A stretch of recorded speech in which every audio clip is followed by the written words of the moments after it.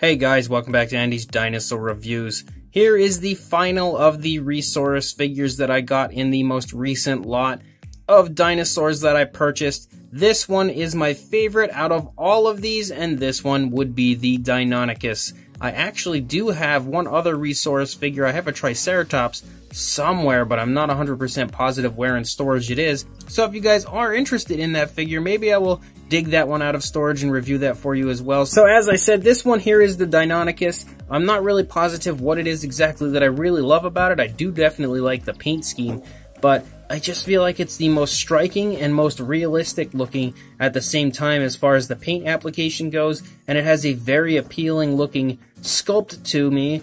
Very similar kind of as far as the sculpt goes to the Deinonychus that was in the old Dinosaurs special that was hosted by Christopher Reeve way back in the day. I love the stop motion that was done in that film, and I really feel like the head sculpt on this has a very similar appearance to the Deinonychus in that film, so I think that might be one of the big reasons why I do like it. Also, again, the paint scheme is just absolutely gorgeous. So, as always, we'll get a closer look at this guy right now. So starting up here at the head sculpt, you can really see just how beautiful it does look. The head sculpt is filled with lots of really nice skin texture and incredible detailing. I feel like the raptors are a little bit better sculpted than the Tyrannosaurus and the Giganotosaurus. I'm not sure why that is, but they really do have a little bit more detail, I think, when it comes to the face sculpt than the others do.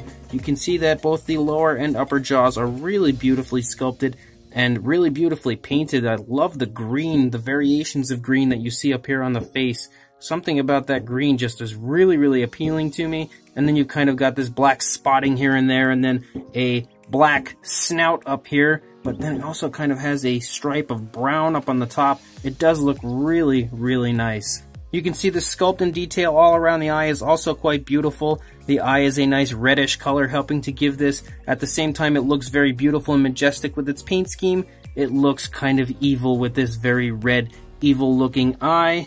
It does have a nice gloss on it. As you can see, I'm turning it. It has a very realistic shine to it, something you would see on a real eye.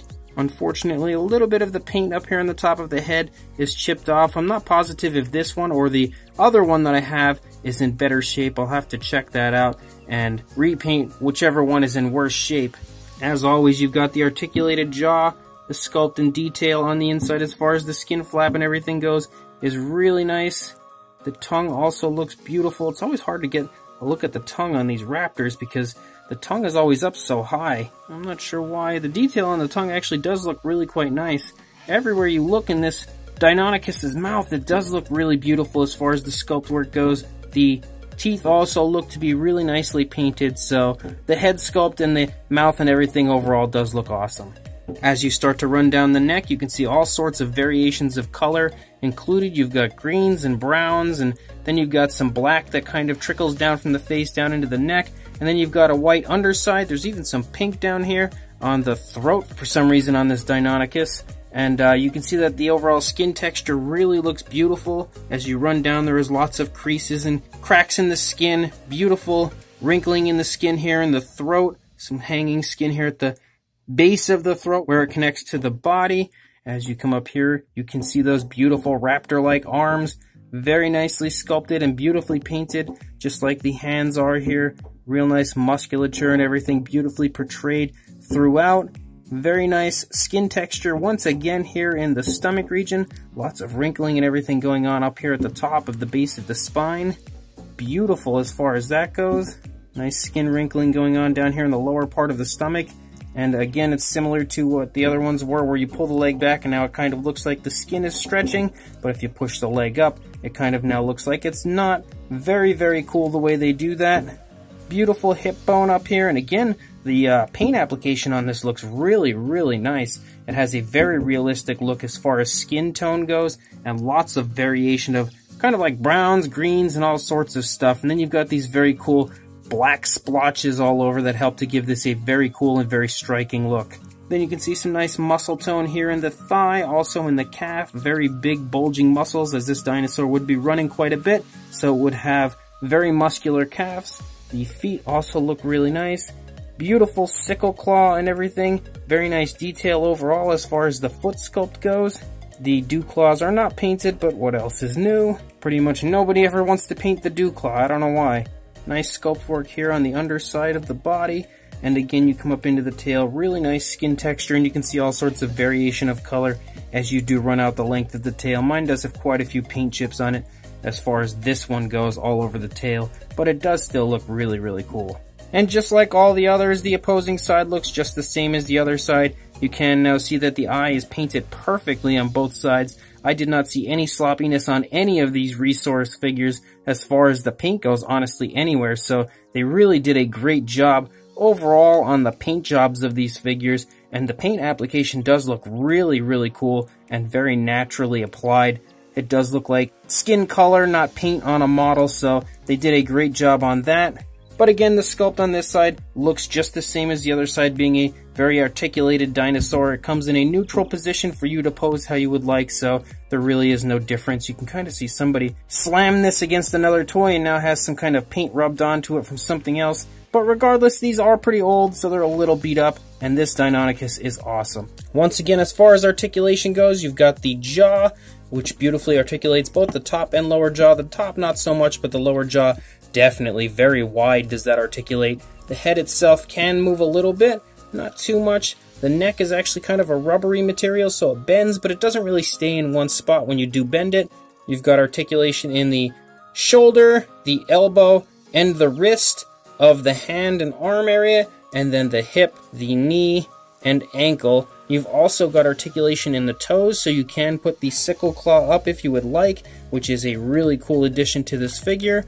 And then you've also got the ability to flex the tail, just like the Reborn figures of today, where you can bend it into position and leave it there. It really does look cool and helps for the overall posability of the figure. As far as a size goes, as far as a length on this Deinonychus, you're looking at about just a hair under 13.5 inches, or about 34.5 centimeters. And for a height, I'm thinking if you got this in a natural sort of a position, or it's in a nice stance, you're looking at probably somewhere in that range.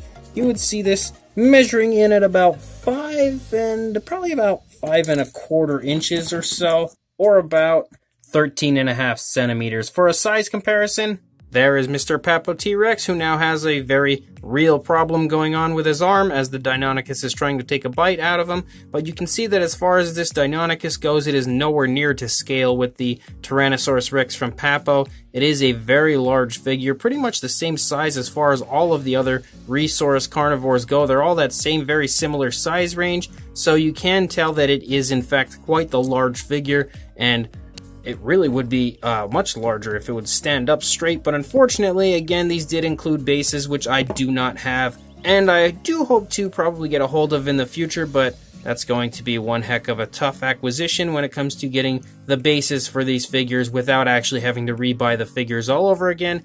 But anyway, I'm getting off track. You can see the size here next to the Papo Rex. Our buddy here should help give you a good idea that these are very large. So if I had the bases to these, all four I think would look just absolutely breathtaking if they were displayed up in some sort of a very cool running pose or something along those lines.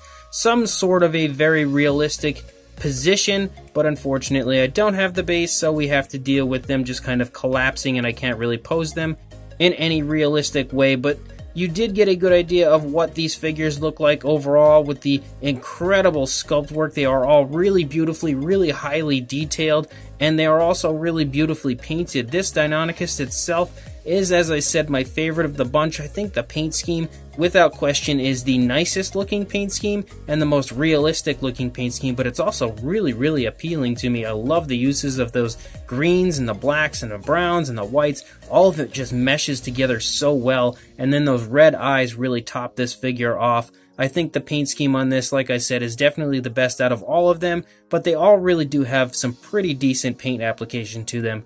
The sculpt of this is also really beautifully done. Again, probably a good bit outdated for what you would see on a Deinonychus nowadays, especially considering this is a scaly version, and currently you would see this with feathers, so you can tell that this is an older sculpt, but I really still think that it is a beautiful rendition of a Deinonychus, regardless of what it currently looks like today, and I really am a big fan of this figure. So if you do want to buy this, along with any of the Resaurus figures, your best bet is probably to just search on eBay, as they are very long discontinued and really hard to come by.